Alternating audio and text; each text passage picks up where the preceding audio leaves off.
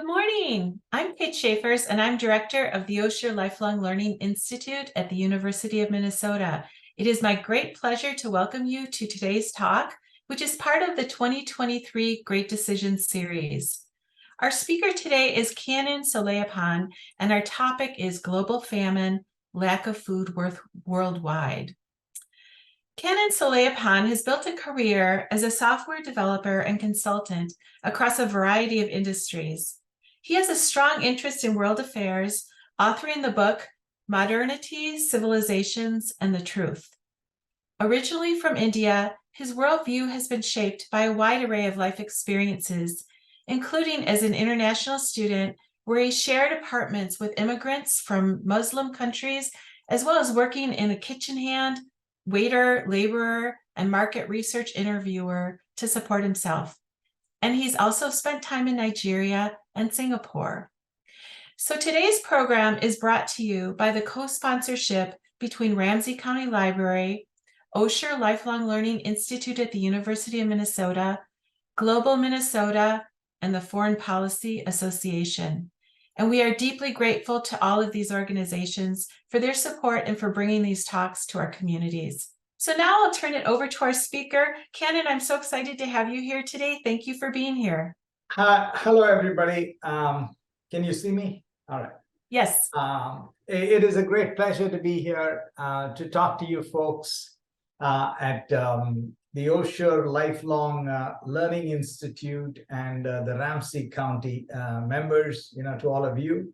It's a great pleasure. I have been here before to speak to you guys during the COVID timeframe, and it was a Zoom conversation as well, and that was about the great decision. That's also a great decisions program, and that was about the Philippines and the United States. I had a lot of fun talking last time, and I hope I will have as much fun this time as well, talking to you guys and answering your questions, very penetrating questions, I should say, as can be expected from an adult learning class.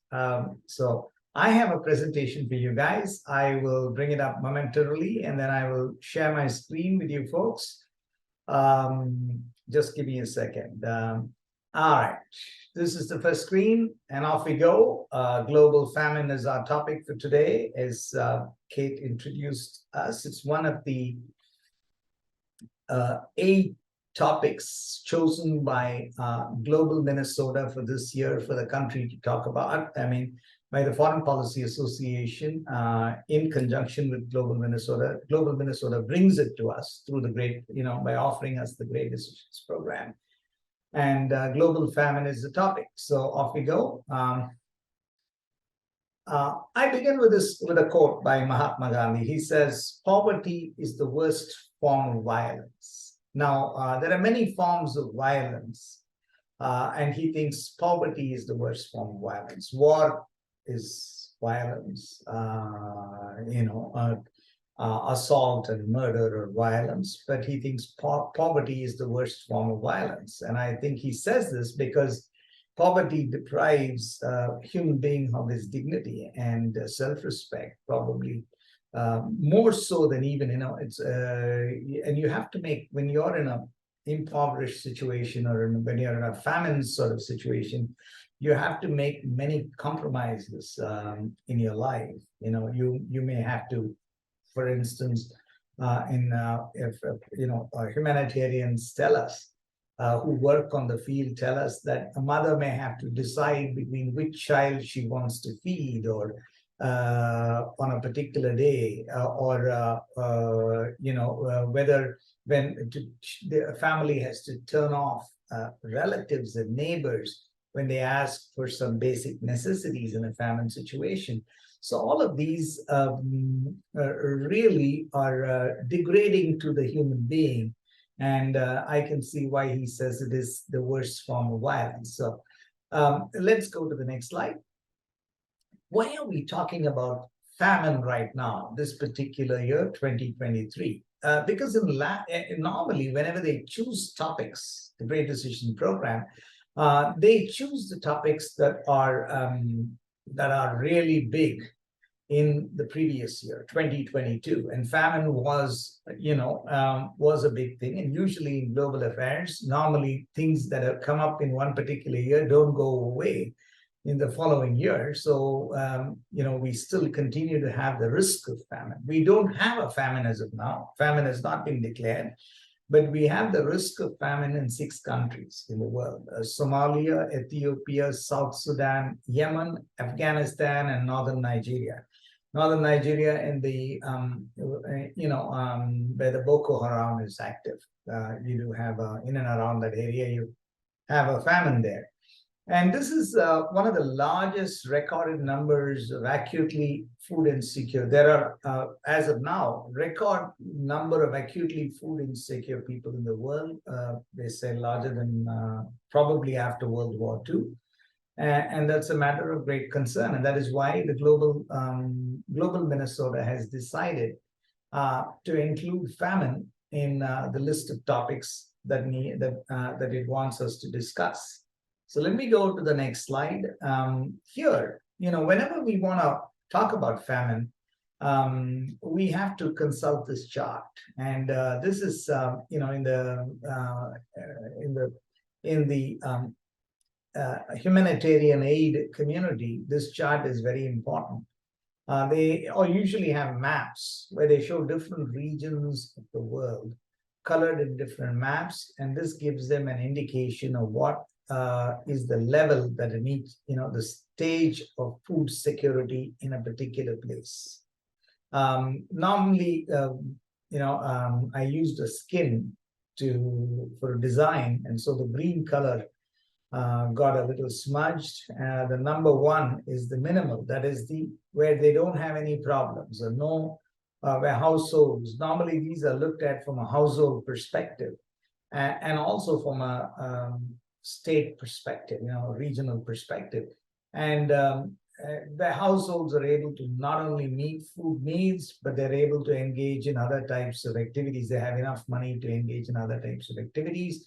So they're not really stressed. That is the minimal impact, no problem with food security. That's the first one, and usually in green. Stressed means it's in yellow. The color, it goes up to a 2, stage 2, and that means they do have enough to eat, but they are a little stressed when it comes to non-food, related activities.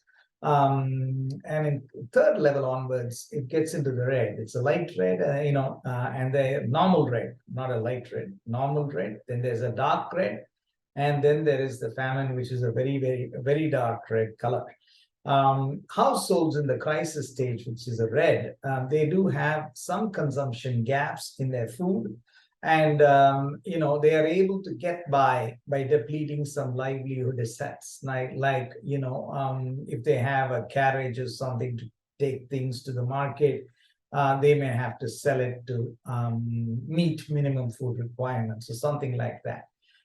But the next stage, they get to a point where they are in an emergency situation where they're able to cope up.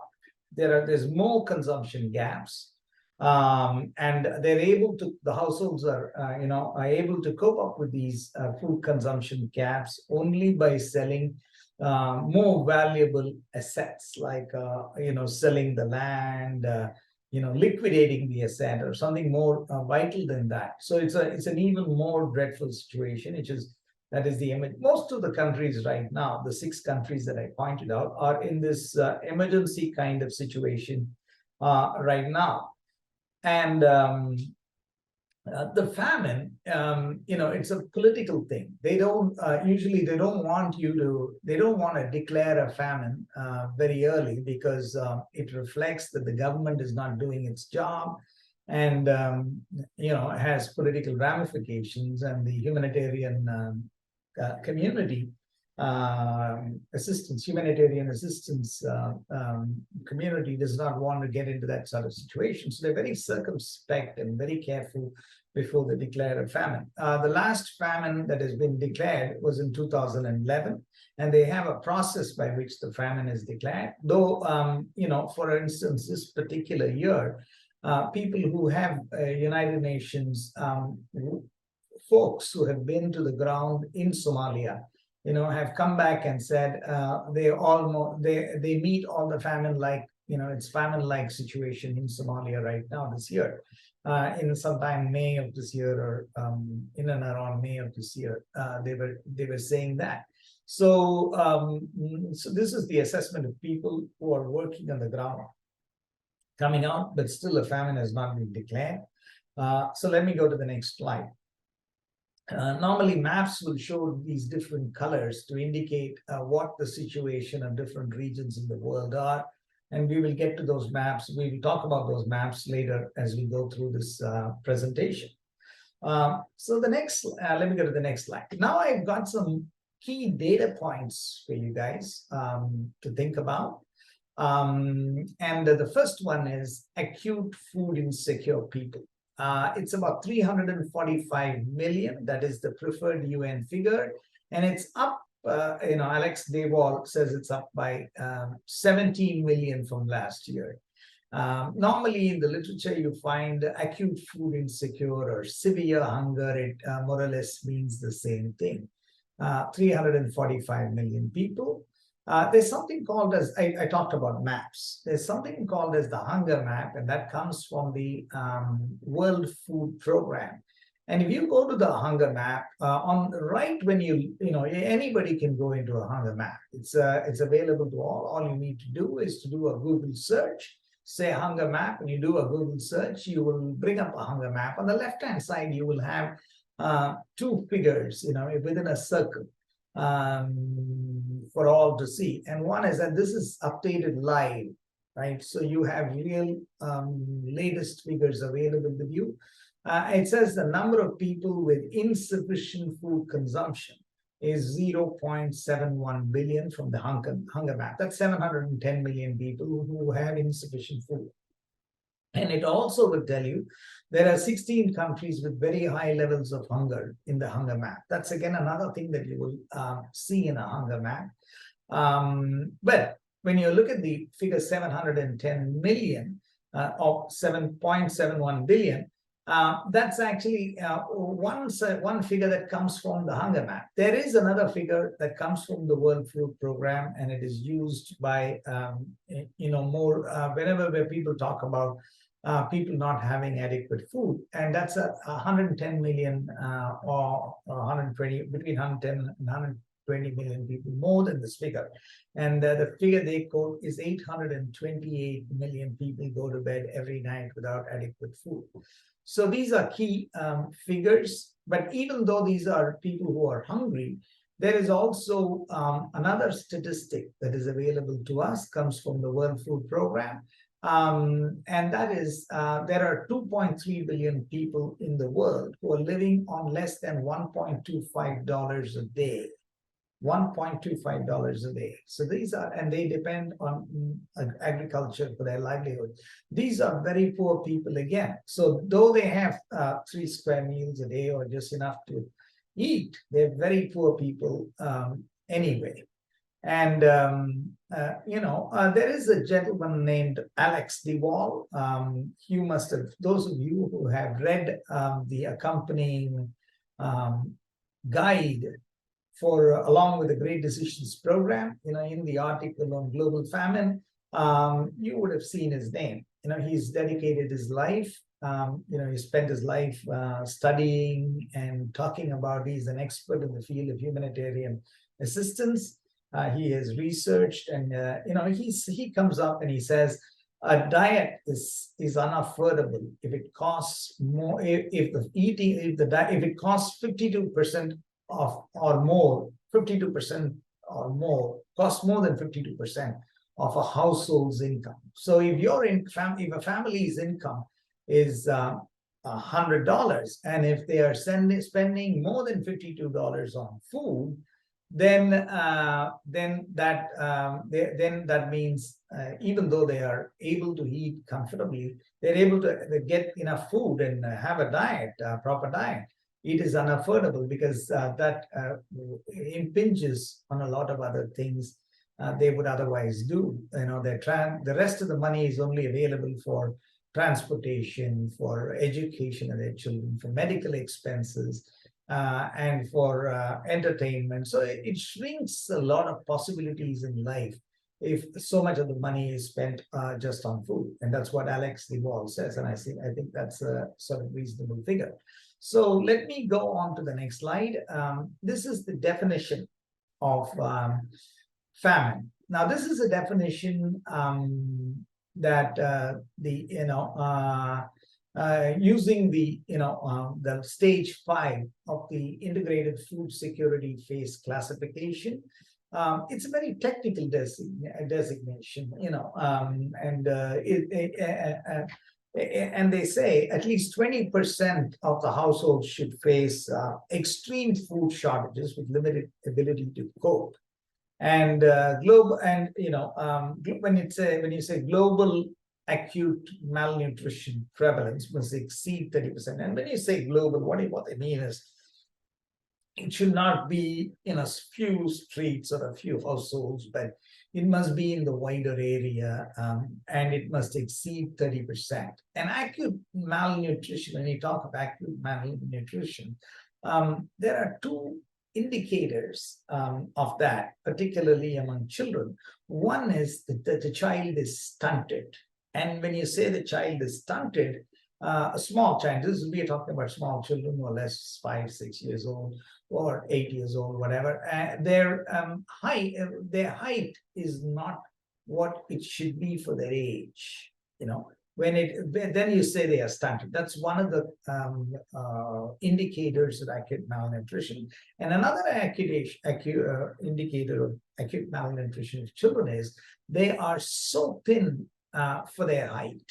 So if they don't grow tall, if they don't become not fat enough or big enough for their height, then so thin, then you call that acute malnutrition. And the death rate must exceed 2 for 10,000 every day. And 2 for 10,000 every day and this should be directly translatable to the famine. Now, 2 per 10,000 doesn't seem like a big number, but you have to remember that people don't die just directly as a result of a famine. I showed you a quote of Mahatma Gandhi in the first line. When he was, he used to undertake fasts for political reasons. And one of the fasts, his longest fast, lasted 21 days. So all that he did during that time period is he probably took some salt and water, was water with salt, but nothing else. He didn't have any solid food, and he went on for 21 days. You could go on for 21 days or more, or more or less 21 days without food. But if you're not going to take water also, then you become dehydrated and would die in a matter of 3 or 4 days. 2 to 10,000. Usually the death, what causes the death is among children, they become immunocompromised when they don't have food, adequate food. And then they start getting infectious diseases, bacteria, viruses, whatnot. And that gets spread through the population, and the death rate, people become sick, they're not able to go to work, and it becomes a very widespread issue. And that is when you look at the last thing, it says destitution, large-scale displacement, disease outbreaks, social collapse. All these things are aspects of also factors of a famine, and they are considered as such when people take a famine into, when they call out a famine, these are all taken into consideration as well before a famine is declared. So this is a technical definition, and let's go to the next slide. There are other definitions that the humanitarian community uses when they are in a food crisis situation. And one we've already encountered is food security, and this is enough food at all times for all people for leading an active and healthy life. When it comes, the definition comes from the UN Food and Agricultural Organization. And another term which is also important is starvation. Now, what we mean by starvation is not that there is not enough food in a particular region or a particular country. There could very well be enough food there, but do the people who are starving, do they have enough food? The place may have food, they may be producing and they may be supplying, but do the people who are starving themselves have food? That's a definition that comes from Amartya Sen's book, for Poverty and Famines. I think he is a Nobel Prize winner. And the last I knew about him was he was a professor at Harvard. So let us go, as far as starvation is concerned, in the Irish potato famine, for instance, in the 19th century, they were exporting food, and at the same time, they were experiencing a famine, right? So these are kind of ironic situations in a famine, and this is something that those of you who have read the Great Decisions booklet, accompanying booklet, the book study guide would have known about it. This example is cited there. So let me go to the next slide. These are the three elements of food security. One is food availability, the other is food entitlement, and the third is acts of starvation. Food availability is food being produced and food being supplied. When food is produced and supplied and it reaches the place, food is available, and it is usually reflected in food prices. And normally, policymakers are principally concerned when they talk about food or food availability or problems like that. They usually talk about availability, but there are two other considerations that are important as well. The other one is food entitlement. And when you say food entitlement, it is the ability of somebody to buy food. They may be able to buy this food, or they may be able to produce this food. If they're going to buy it, they will be able to buy it from their salaries, or because they got government benefits, or they got gifts. They were poor and they didn't have food, but somebody gifted the food to them. So these are all entitlements, food entitlements for poor people. And that is the second element of food security. And the third one is starvation, acts of starvation. These are deliberate attempts by military, political, or criminal actors, who willfully deploy methods, deliberate methods to deprive people of food, like cordon off an area, and make people starve. And in some way, form, or shape, Alex DeWall says, in some way, form, or shape, all these three category elements come together in different configuration in a food crisis. Okay, let me go to the next slide. What are the causes of famine? Okay, there have been some causes of famine that have been stated earlier, and you do find that explored in the book as well. And that is one of the causes of famine is, they used to say was population. When I was a small boy and growing up in India, people used to say, India is poor because it has so many mouths to feed. We have to do something about the population problem.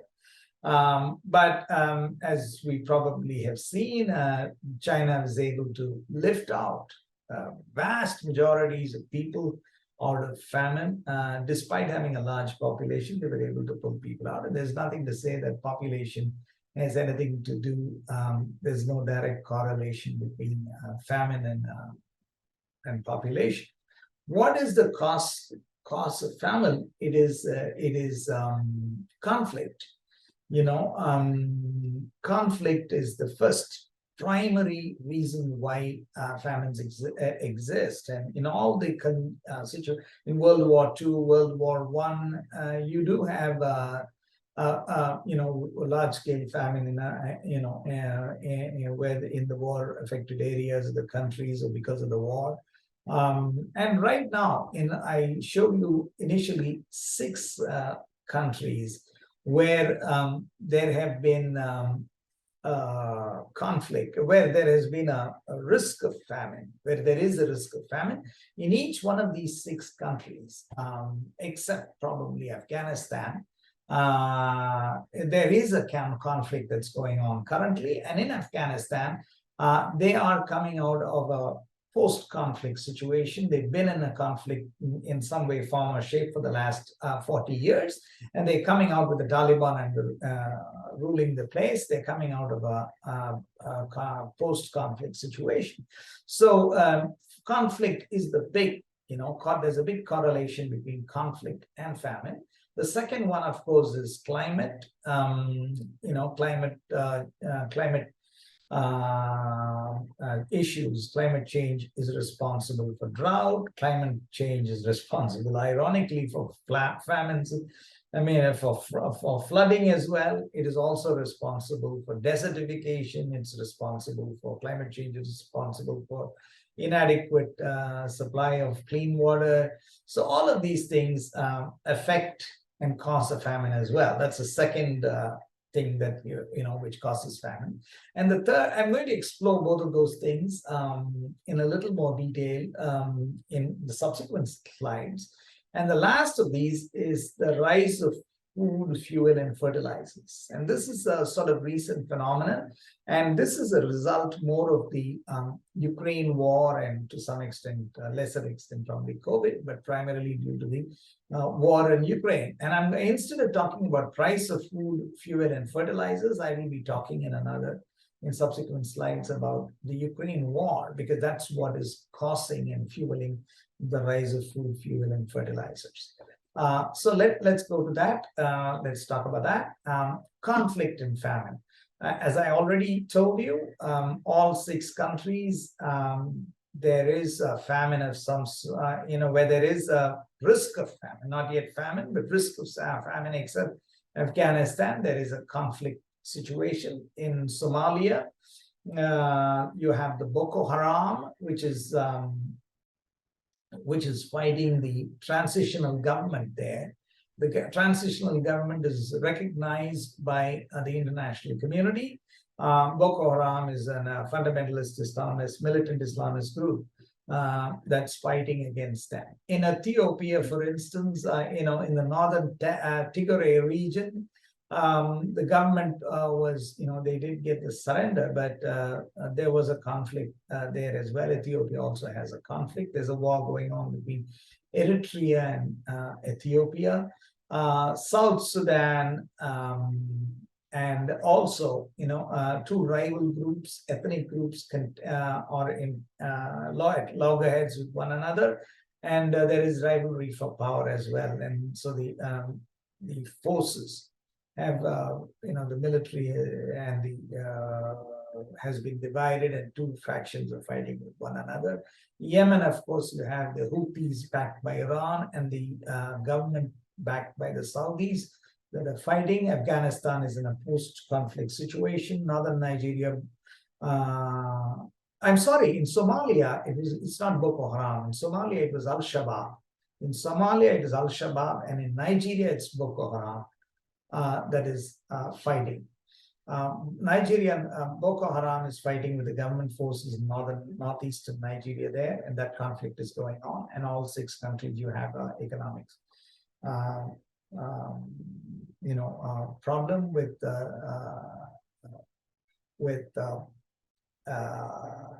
risk of famine. Now, if you also, in a famine situation, you find that people are displaced, in a conflict situation, people are displaced, their livestock gets killed, and they have grain that is stored, that gets looted. Alternate employment is not available.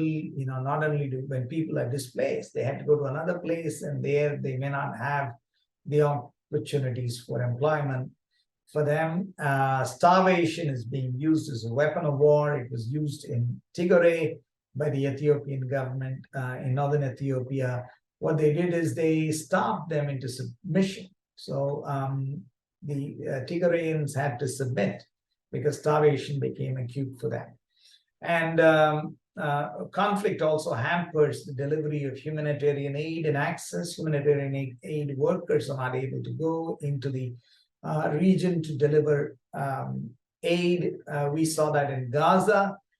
First few days after when the Israeli bombing took place, they cordoned off the Gaza Strip, and only when President Biden went into Israel, the first humanitarian agencies were moving into Gaza. As he was saying, actually, I remember him saying, as I speak now, the first humanitarian trucks are getting inside Gaza.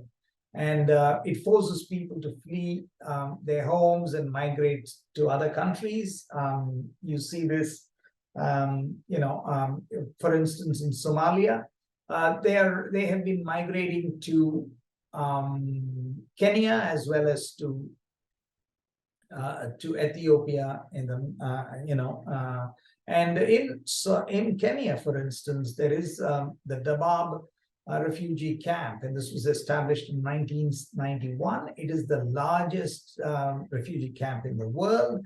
But one of the things that the Kenyan government does is it does not give citizenship to people who have come to their country as refugees. So the refugees, normally any refugee has three options. One is they can seek asylum in the country that they have come to. The other one is return home. And the third thing is to go to a third country.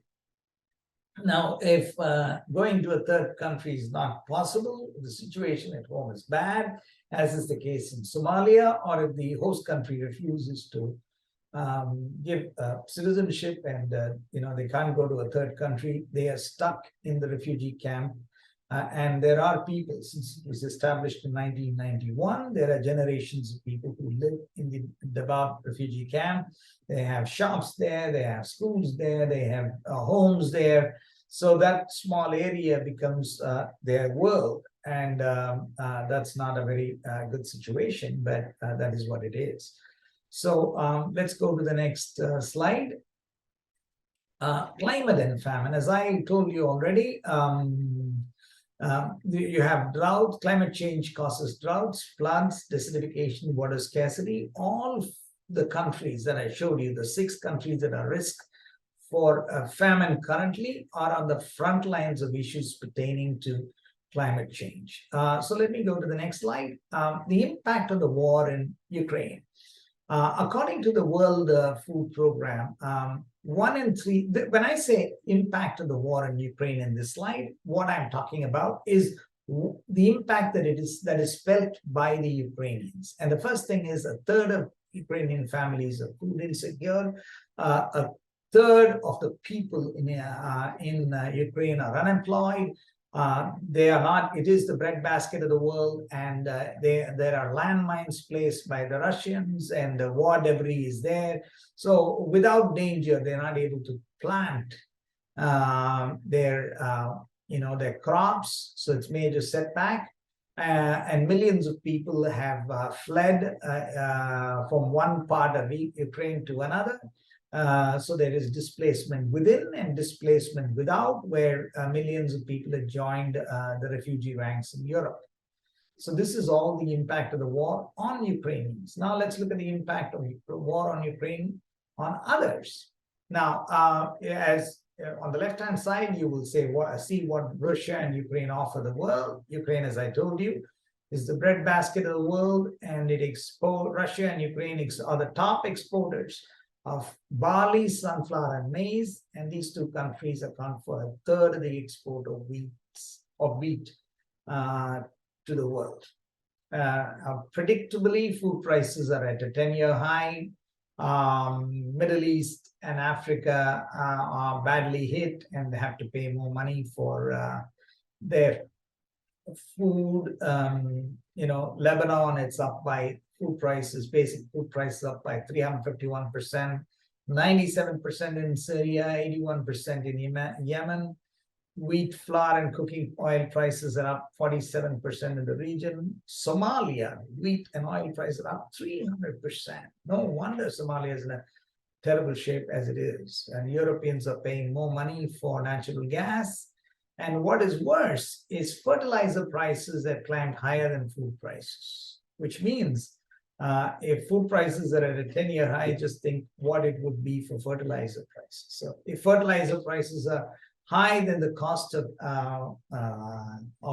local agriculture, local farming also becomes expensive, and the price of home-produced commodities also become expensive. So this is the impact of the war on Ukraine on others. So let's go to the next slide. Now these are 10 countries that are facing severe hunger in the world today. You have this is different from, this list is different from the first list of 6 countries that I showed you. The first list of 6 countries is countries that are on the brink of a famine, or just about likely to have a famine. And there's a lot of overlap here. You do see Somalia here, you do see South Sudan here, you do see Afghanistan here, you do see Yemen here, and northern Ethiopia here. But you do have other countries as well. These have got have issues as well. You see the Sahel region is sub-Saharan Africa, Burkina Faso, Chad, Mali, Mauritania, and Niger.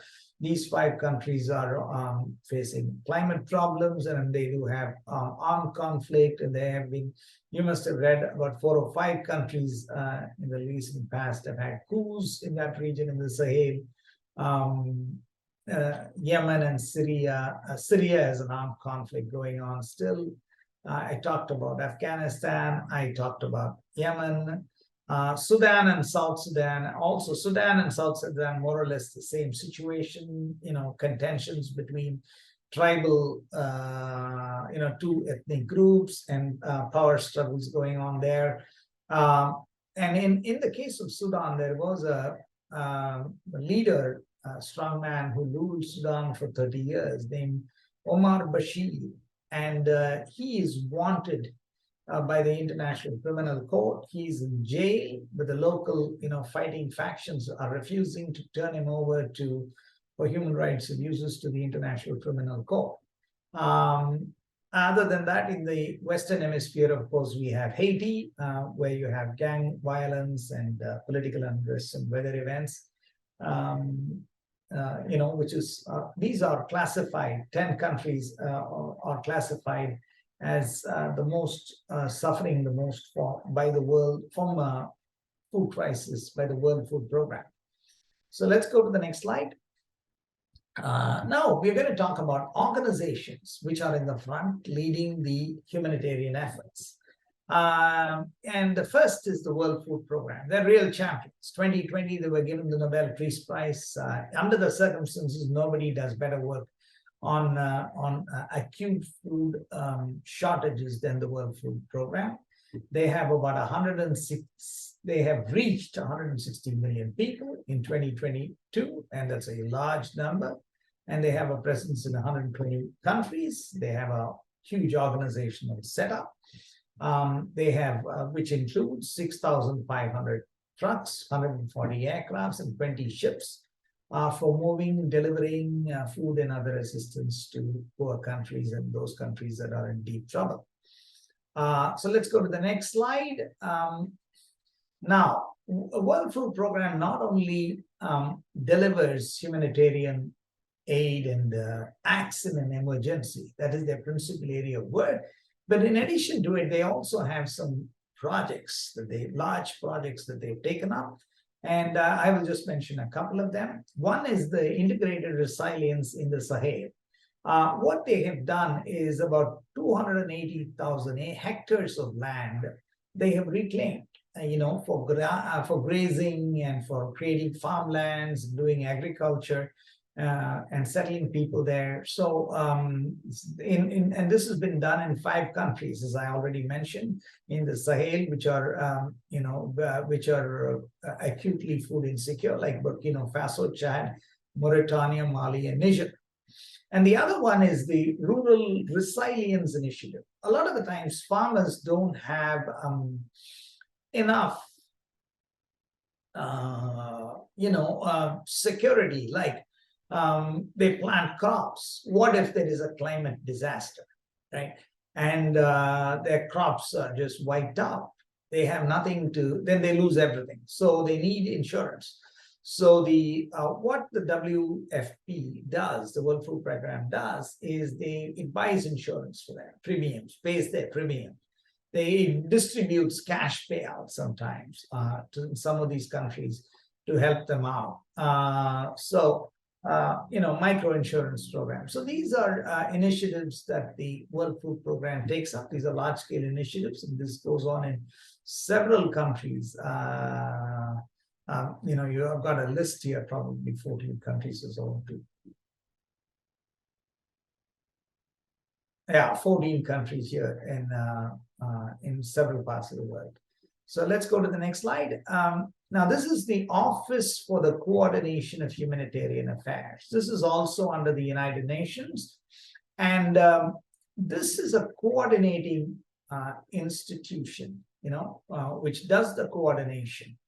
And what they do have a central emergency response fund that they can draw on. There's money available for the OCHA to draw on for any emergency situations.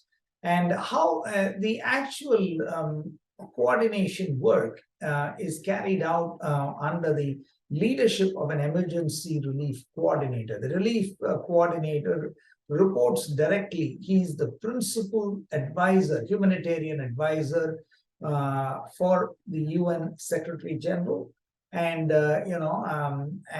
in times of emergency, he is the man who is who has to act. Man or woman, whoever that person may be, is the person who has to act. And he or she has an interagency standing committee, which is made up of members of other committees, other United Nations agencies, interagency standing committee, from other UN agencies. All of them sit there, and these people collectively, the organization that does the coordination, through these the coordination work is the OCHA, and they do to make sure that the efforts of the international community, particularly the United Nations, is not scattered. They are all, when there is an emergency, all these agencies have to work in sync, and they have to be brought together to work in sync, and that is done by the OCHA.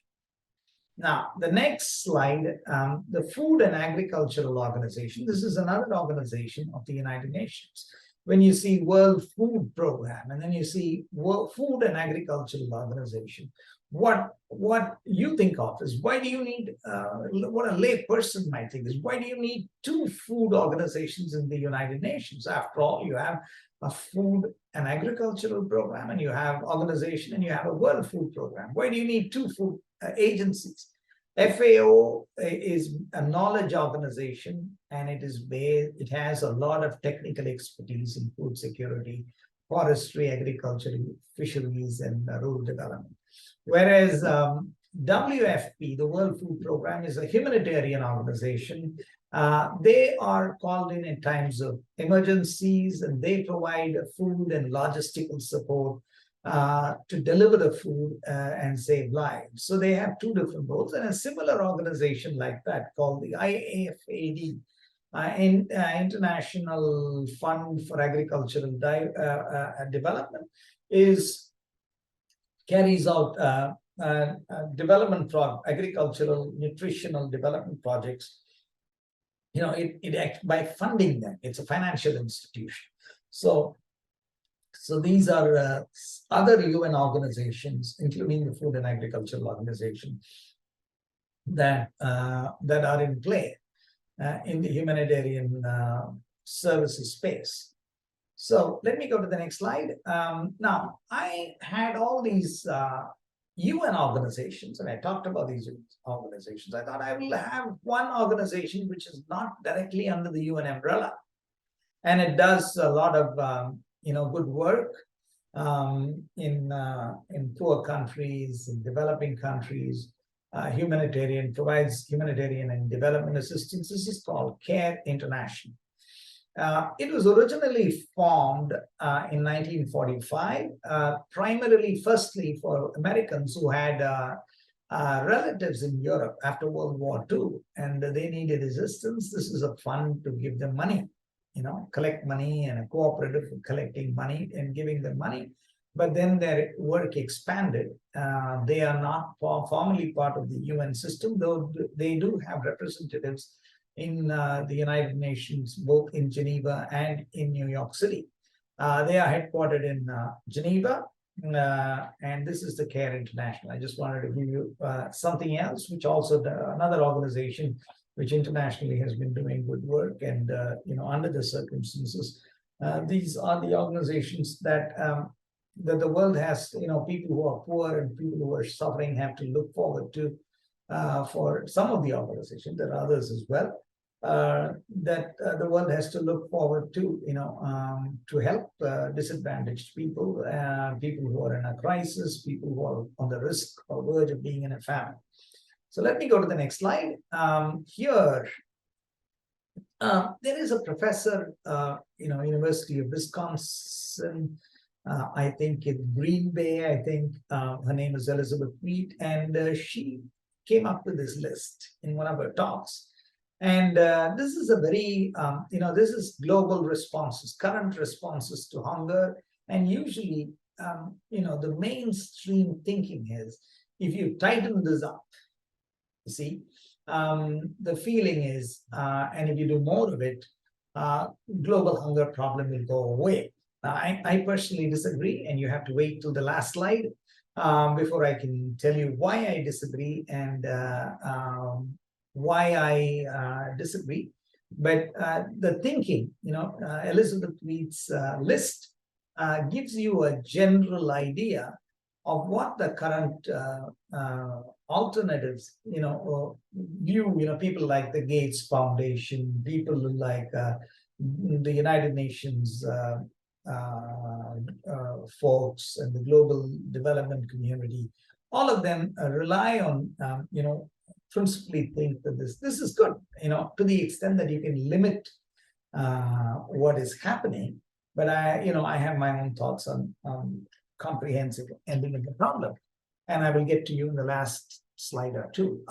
But for now, I am here to present the Great Decisions Program's subject matter, and I thought Professor Wheat's list is probably the best I could find that expresses the general thinking in the of the orthodox humanitarian agencies that operate within the existing world political context. And that is early warning, and what they, what it's made up of. These are the responses. You need to have an early warning system. We do already have the early warning systems in the form of the hunger map from the World Food Program and the USAID's FuseNet, right? These two maps, if you can see areas that are color coded in the colors that I told you based on the circumstances each country is, and it also, you can be involved in early intervention will help, and that is something that outfits like the World Food Program and CARE and others are doing. World Food Program has provided cash to millions of people in several countries, tens of countries. And then there is something called, this is used by UNICEF, called, and it's interesting, it's called RUFs, ready to use therapeutic foods. What it is basically, it's a mix of peanut butter, sugar, minerals, vitamins. So sort of it's a sort of a food that is very rich And when somebody is, when they encounter people who are malnourished, giving this ready-to-use therapeutic food right away gives them a bump in terms of nourishing them, and it's proven to be useful, and it's a good addition. That's one of the things that they currently use. Then particularly effective for children. Then the other thing that they say is changes to international law. You don't have it as of now. Using food as a weapon, hunger as a weapon, is not a war crime, and that change they insist should be brought about. You have UN Resolution 2417, which condemns, that's an instrument that's available, condemns starving of civilians as a method of warfare and unlawful denying of humanitarian access to civilian populations. Now, this resolution is a strong resolution, and it can be used to condemn whenever civilian populations are denied access to food or other forms of humanitarian assistance in a war zone. And you can do improved conflict analysis so that you can resort to either peacekeeping method. If the analysis is right, you know how to. The argument is you can make peace easily between the contending factions, and you can bring about change. That is the argument here. So let me go to the next slide. Now, the World Food Program has, on similar lines, just as I told you earlier, what can be done. There's another one. The United Nations came out with a zero hunger by 2030. They call it global, ending global hunger. Right? How do you end global hunger? The goal is to end hunger by 2030, and to do that, on the similar lines, WFP World Food Program has come up with 6 different things that needs to be done to achieve that. Break the cycle of conflict and hunger. We've already seen that, how hunger and conflict are tied together. Increase sustainability, because when you say sustainability, it means that you are having easily whatever methods that you use for farming, whatever methods you're using for shelter, everything is using existing material that are available in proximity, and you're able to sustain that process, so that you're not very dependable on sources that may not reach you. If you want water, building resilience kind of adds into it, like building dams to protect you from floods and droughts. In droughts, you store water. In a flood, you hold water so that it doesn't flood the cities and the farms and whatnot. So that's a second aspect. And then you have address poverty and inequality through social safety nets. I believe, despite all the problems that Ethiopia had, they do have reasonable social safety nets in their country, and a similar thing can be brought about to other parts of countries which are on the front line of climate crisis and are at risk for severe hunger. You can help rural farm. One of the very painful things is people who grow food for the rest of us in poor countries. Small farmers particularly are the worst hit by poverty. It's one of the great tragedies, because people who grow food should never die due to lack of food, and that is what is happening. Small farmers are suffering in a lot of poor countries, very poor countries that are on the front lines of hunger, severe hunger. Then, and of course, the 5th item is reduce faith. food waste. Just think about it. 40% of the food in the developed world, rich countries, high-income countries, is wasted. That is all of us. We are wasting 40% of the food, that's what it says. So if that is not wasted, that can be that can help people, can be given away to people that don't consume, who don't have adequate food. Low-income countries also, you have food losses, wastages there because the methods are inefficient. You don't have the same kind of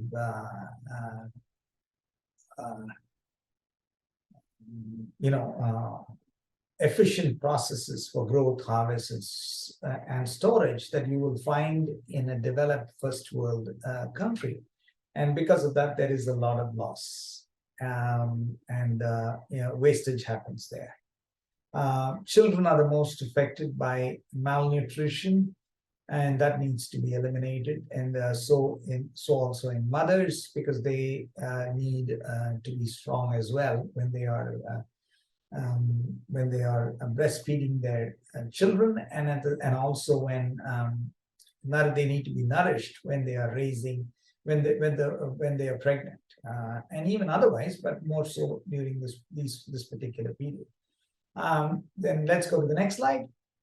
Now, those of you, some of you may be thinking about, I didn't want to make it a completely intellectual exercise. I thought I should give you pointers.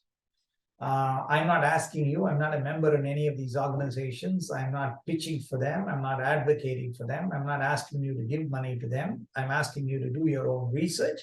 But I just wanted to give you some pointers to what these agencies are, some of the agencies that are around, that you can support or help or whatever, only after your research. And these are just indicative. There are quite a few others outside, and you can do your own research and you can find them.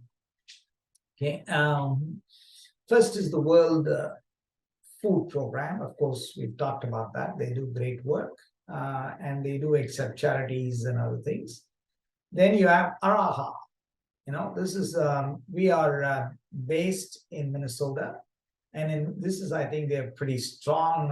I don't know whether they're centered in Minnesota, but they have a strong presence. ARAHA has a strong presence in Minnesota. We have a huge Somali population, and they do fund development efforts and humanitarian efforts and poverty and hunger reduction efforts in the Horn of Africa. The other thing is BROC USA. This is founded by a Bangladeshi, a visionary. Instead of, where people say, don't give them a fish, give them a fishing net. If you give them a fishing net, you get them to eat all through their lives. But if you just give them fish, you're only feeding them for a day. Now that's a philosophy that BROC USA adopts. So those who are inclined to support that, they can look at this organization.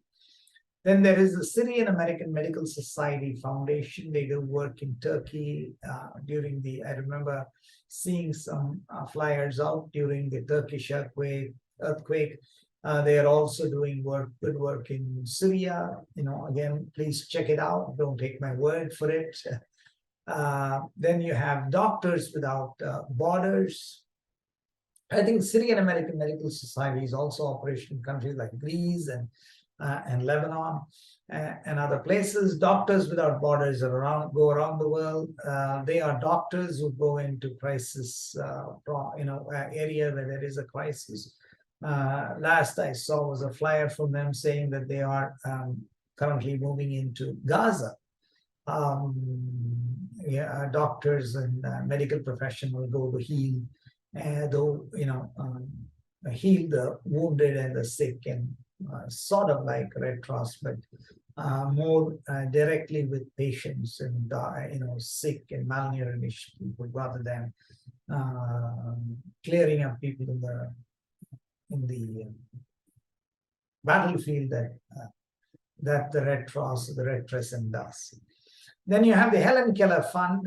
This was originally started. The founder was Helen Keller herself, and it was founded for vision purposes, for eye problems, for wounded soldiers. Later on, it expanded. Now they've expanded their operations, and they work in several countries. They do all kinds of involved in health and vision and development efforts elsewhere, gender-related issues as well, I think. And the last one is the END Fund. What they do is these are negligible tropical diseases. They deal with strictly with negligible, neglected tropical diseases. And they call them NTDs. And understandably, because they are working with tropical diseases, they are only present in sub-Saharan Africa and in the Indian subcontinent and Afghanistan. So those of you who are interested in tropical diseases focused work, particularly neglected tropical diseases, you can consider look into this organization. Now let me go to the next slide. There is also an online college level course on giving titled Effective Altruism, offered by Princeton University. It's available via Coursera. An Australian philosopher, humanitarian, a man named Peter Singer is the instructor. I did check this course out. I haven't taken the course fully. My sense is you can get some useful information and useful insight, but it's more philosophical on the concept of ethics and how you make, it probably will help you refine your values in some way by taking this course. It's more philosophical course. So let me go to the next slide. Now, what does it cost to end the hunger in the world? I have another 4 or 5 minutes left in my time, so I have short time. And I have 2 more slides, and this is more about what I wanted to say. What does it cost here? It's the back of the book calculation that I made. World Food Program says with 43 cents, you can get one nutrition-packed meal for an individual, so there are they did the math in 2021, and it came out to $6.6 billion.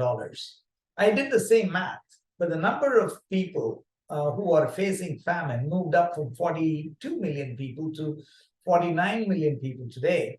And so the figures also have gone up from 6.6 to $7.6 billion.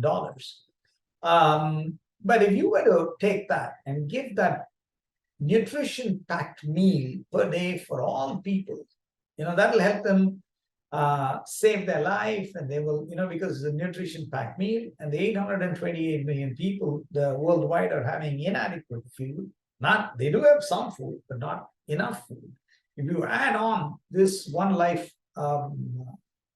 saving nutrition-packed meal, we would have ended the problem of hunger worldwide. And what's the price tag on it? About $127 billion worldwide. See, $127 billion worldwide annually is a figure that the world can afford. If all the OECD countries can pitch in, rich countries pitch in, it's not at all a not doable figure. It can be done, and we do have, and it can be provided. This can be done. So what is it that's stopping? Can we do it? See, what is it that's holding us back? Let me go to the next slide. This is my real last slide, and I have 3 minutes to go. Can hunger be eliminated in the world? Right? As far as I'm concerned, I think this is more a philosophical question rather than a technical question. Because right now, people like the Gates Foundation, people like the United Nations seem to approach it more as a technical question to be answered. And the closer they get, the farther the post seems to be going. There's some famine, there's some more wars, some more issues popping up, and things go, you take 2 steps forward, come 1 step backward, 1 step forward, 2 steps backward. It doesn't seem to be, the problem doesn't seem to be ending at all. So how are we to eliminate hunger in the world? I think because humanity is, the world itself, countries are really caught up in a lot of things other than ending world poverty. Morally, that is the absolute worst thing in the world. People suffering from war and conflict, disease, preventable disease, senseless fighting, death, and whatnot. Morally, that is the thing that we should be doing first, but we are not. And why are we not doing? Because we're caught up with a lot of other things, national security, whether the other country is going to get ahead of us, they're going to defeat us, they're going to, how do we stay economically vibrant? How do, we're caught by technological waves, AI, latest gadgets, whatnot. So we don't make ending poverty the central issue of of humanity's discourse, of national discourse, of global discourse. And unless you do that, I think the problem will be slipping away. And if you want to really end serious about ending hunger, in my opinion, worldwide, comprehensively, today 10% of the world's population goes to bed hungry every night. That's 828 million people. Now, if you want to reduce this number, I tend to think that you have to be more ambitious than just ending hunger. You have to shoot to end global inequality, right? If you try to shoot to end global inequality, hunger will automatically, very quickly be eliminated. Climate problems also can be confronted better, and also, migration. People will not have an incentive or a need to migrate. The only reason they migrate is because they want a better livelihood. So the mother of all problems, in some ways, is ending global inequality. And if the world and the great powers of the world, particularly, make that as a national global priority, they will be well served. Whoever takes the leadership in that effort, it will be well served. And that is the next barrier, and that is the sure way to eliminate hunger in the world.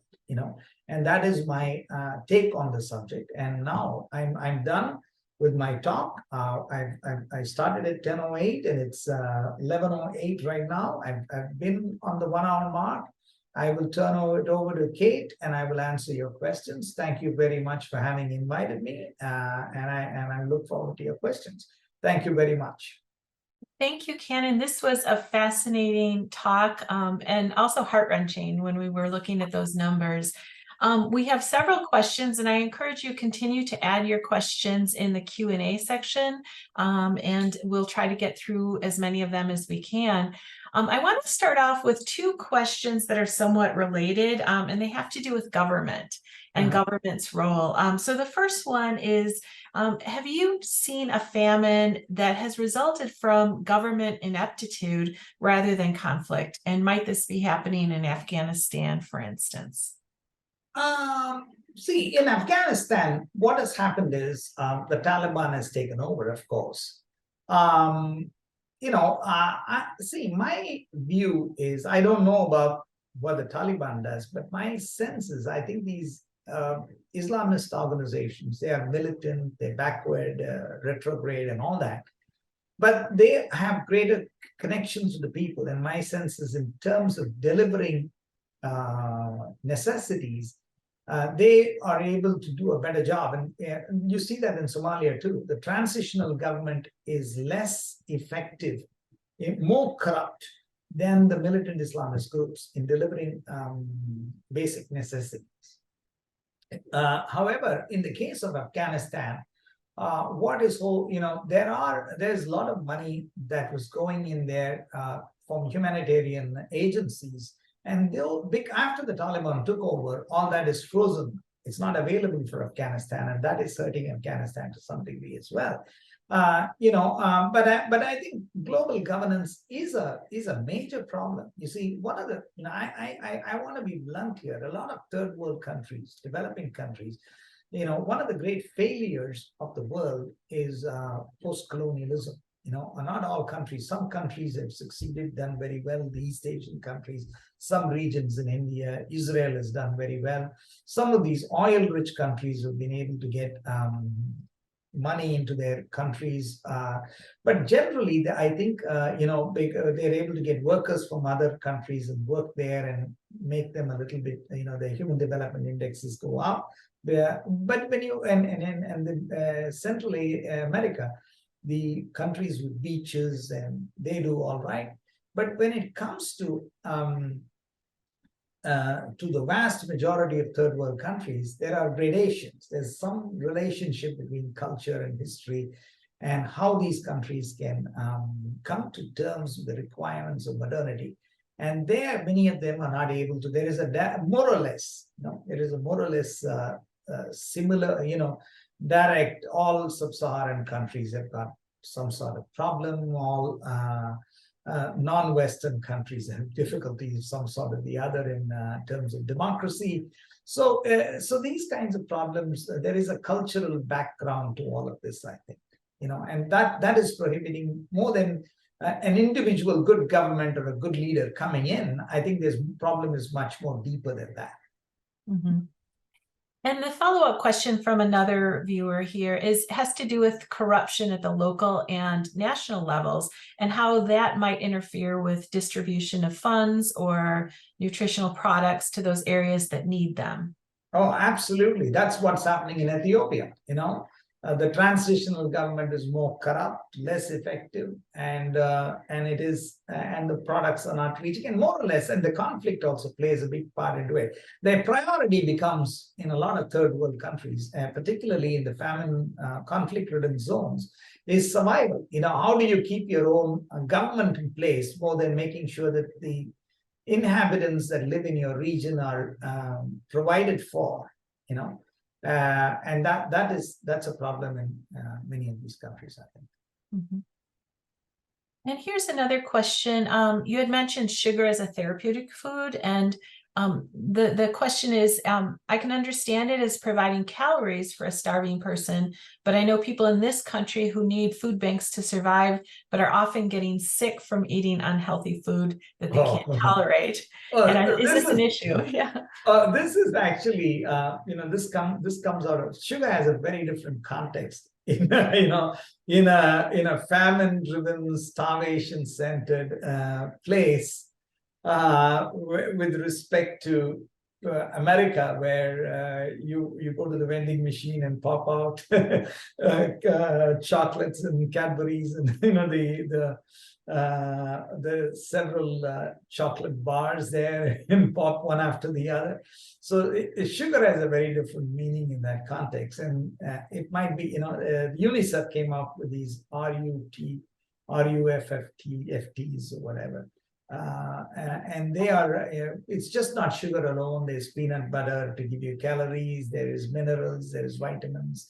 And in a short time, they want you to lift people up, people who are really, really malnourished, and it seems to have been effective. And that's what I see in the literature. Mm-hmm. Yeah. And, I'm also thinking, for those of you who are local in the Twin Cities, we have an organization called Feed My Starving Children, and they package food that is focused on, they do that paste that is more that peanut butter paste, but then also culturally appropriate kinds of food that are also packaged with higher calories. So for those food insecure people. So that's a really interesting perspective.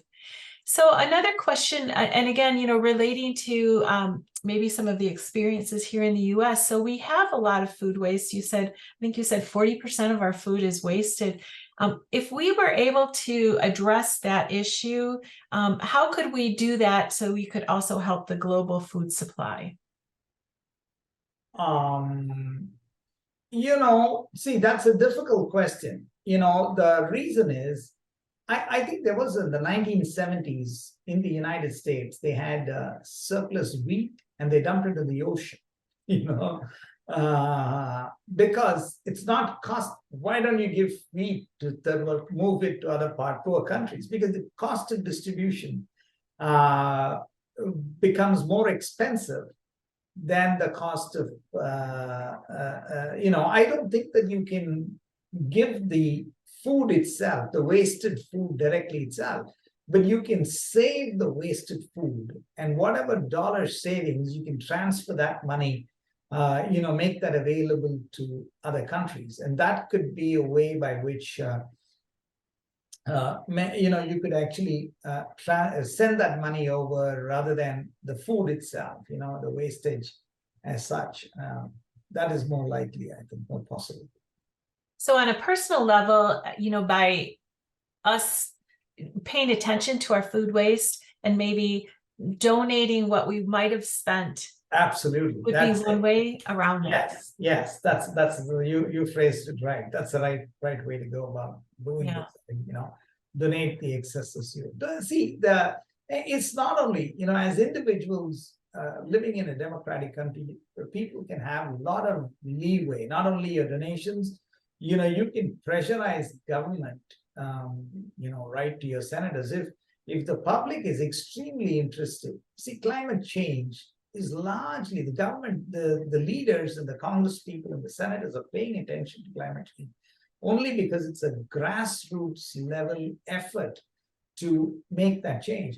Now, you can have that kind of impact if the public is really, really interested in that.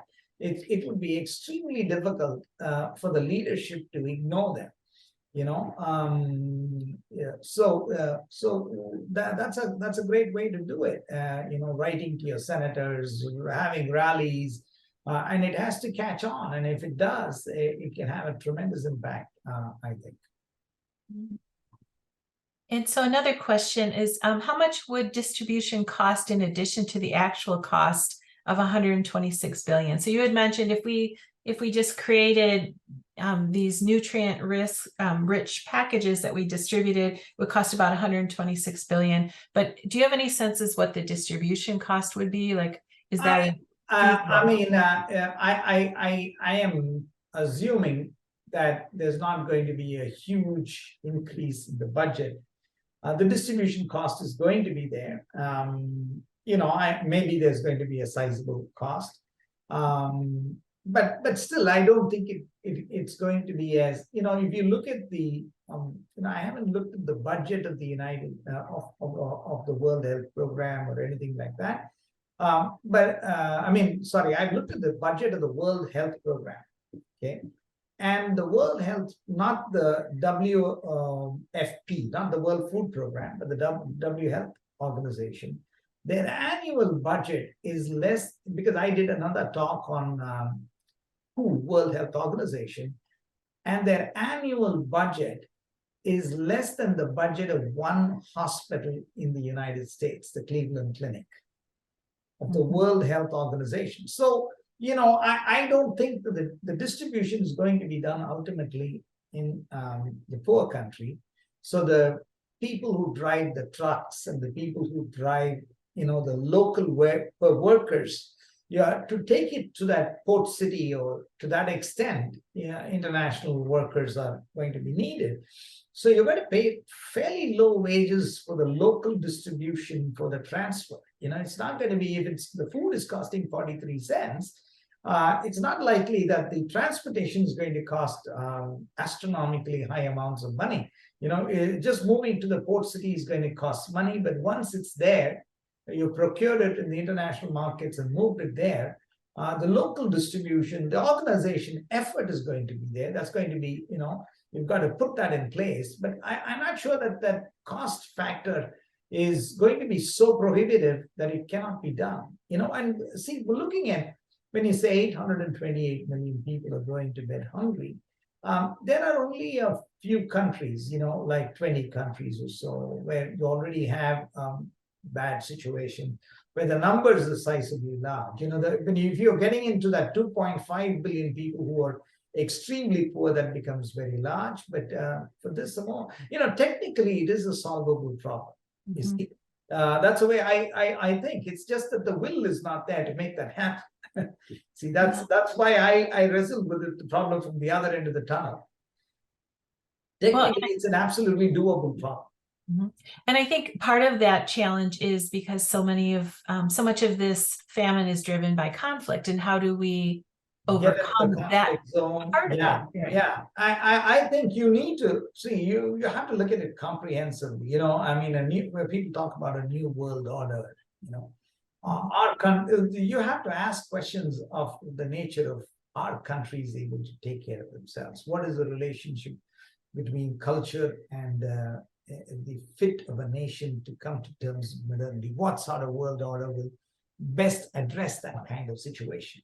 These are deep philosophical questions, and it is the result of these kinds of questions that will, and what does benevolence mean? What does, in that context, now, is it enough for a big power to be rich in itself, or does it have a responsibility to other nations? To how much does it take care of itself? Can you have an international bureaucracy that can potentially run other countries? You know, can we expand a world government that can really take care of other countries? Is that a possibility? Now, these are the kinds of philosophical questions that must be raised if you want a comprehensive answer to problems of this, or all problems really.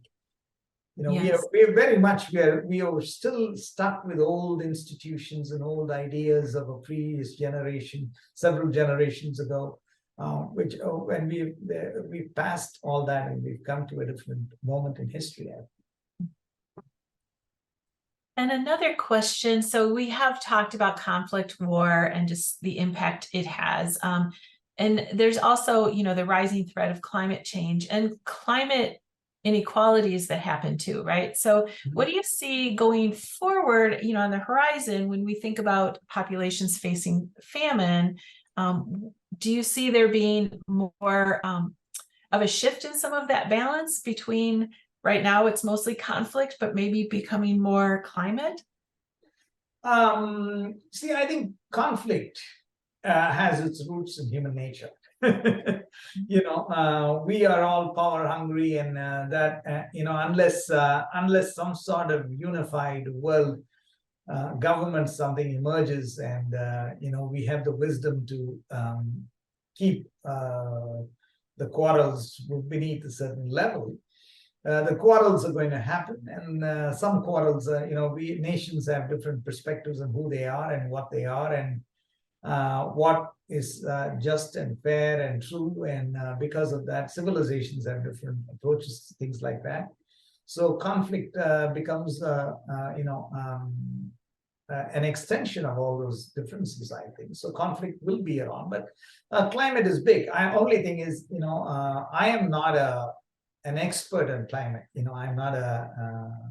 I'm interested in development issues, but not so much. I'm not very educated on the climate issues. I fully comprehend, when climate people talk about climate issues and say that it is important and it's serious. I fully recognize that, but and appreciate that. But that is not my, so to speak, forte. So I may not be the very best person to give you the best answer for that particular question, I think. Well, and I will say our next session, our next Great Decisions in November is on climate migration. So I really do hope these questions come up in that context as well. Yeah, sure. I do agree with you on that. Answer those questions for you.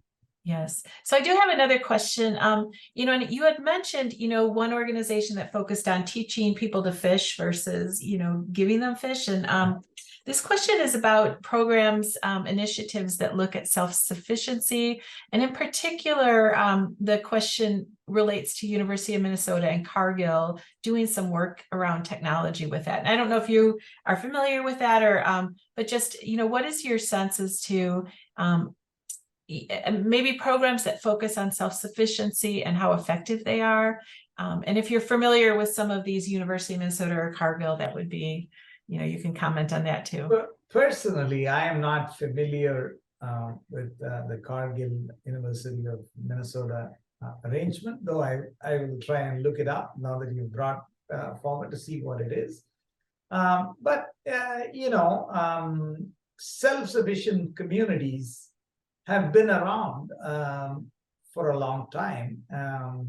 In our own times, you do have you drive past Minnesota, into Iowa and other places, you find these Amish, groups. They do they ride on these buggy bags. And they deny technology and do everything with their hands. And you do find similar things in the Israeli kibbutz in Israel, where at least the older ones, where they were sort of self-sufficient living. But I think one of the things with modernity is the whole world has embraced modernity, and as a result, you cannot cordon off yourself with self-sufficiency. So there's a balance involved. You see, the world is shrinking, and there will be other places where there are things that are done which you can leverage in terms of technology and in terms of progress and ideas. So where do you draw the line? How much of sustainability should you have, and how much of newer things that you're going to incorporate? And if you're going to incorporate newer things, are they going to be, do you have the skills to refurnish them in your environment, or is it a one-time import and you're going to be dependent upon a foreign source on, for replenishment and repair of technological products? So those are all questions which affect, modernity complicates this question of sustainability and self-sufficiency somewhat, I think. Yeah, and maybe also just a tangential question is like, how involved do you see large corporations in addressing this issue, the food producing corporations, that are global in how they're approaching their work, but do you see them also being influential in looking at this issue and trying to tackle it?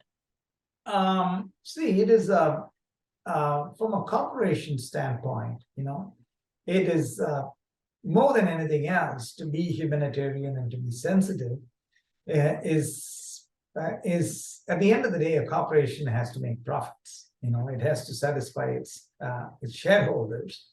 It is to the extent that they're involved is because in the wider culture, there is this expectation that rich people will be benevolent and good, and in a crisis with, so it's more a publicity sort of thing that they are involved in, rather than they are not they are there to make money, and they and through producing products for others, they're a part of the capitalist system, if you will. But there is a lot of bad rap that the corporations get, particularly the left-leaning folks.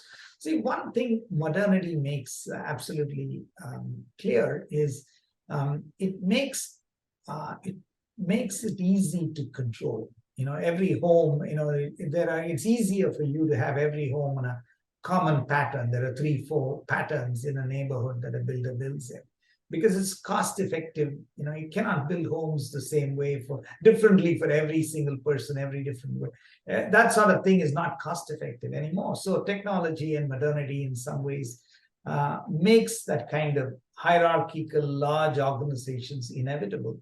And I don't think, blaming, they're profit minded, but you can't blame the very existence of those institutions. I think, large organizations, hierarchical, whatever. Government is one such thing. Yes, and so they can do good. So we are coming to the end, and I want to thank you so much. This was a fabulous presentation. We all learned a lot. I also want to thank Grayson, who's been providing behind the scenes help today. And I also want to mention that our next our next Great Decisions is going to be Friday, November 17th. And as I said earlier, the topic is climate migration. We have Ellen Kennedy, who is with the World Without Genocide at Mitchell Hamlin School of Law. So thank you all for being here today. And thank you so much. This was a wonderful talk. Thank you very much. It was a pleasure talking to all of you. Nice questions. Yeah, as always, Osher Lifelong Learning and Ramsey County, the questions are all very penetrating and great. Thank you very much for the opportunity. I enjoyed myself talking to you guys. Thank you. All right, thank you.